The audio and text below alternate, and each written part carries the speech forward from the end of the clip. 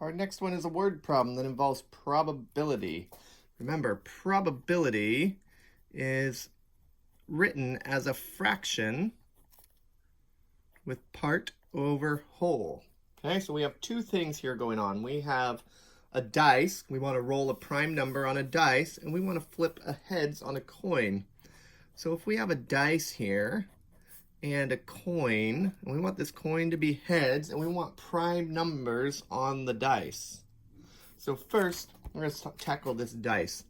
Our probability is part over whole.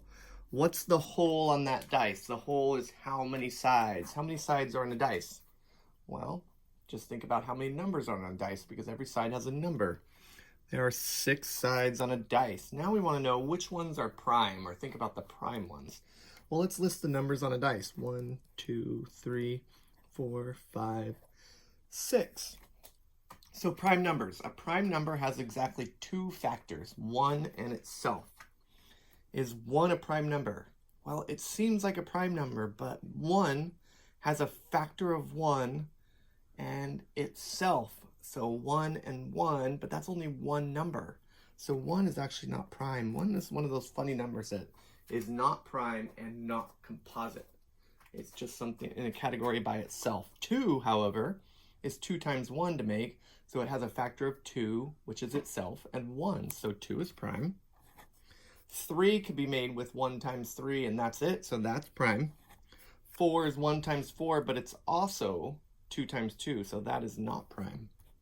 5 can be made with 5 times 1, and that's it, so that's prime. 6 can be made with 6 times 1, and 2 times 3, so that's not prime. So there are 3 numbers on the dice that are prime, so the part that we want is 3.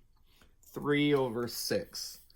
Now, I can simplify that too. If I divide both those by 3, I get 1/2.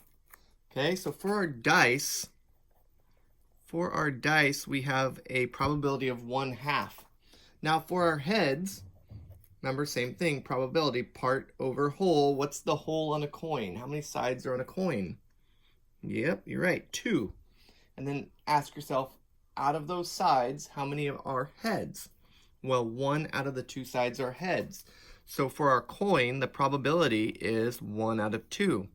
And remember, when we're doing 2 things with probability, we multiply. So multiply those 2 fractions together and you'll get the probability of rolling a prime number on the dice and flipping a heads on the coin. Good job. See you on the next.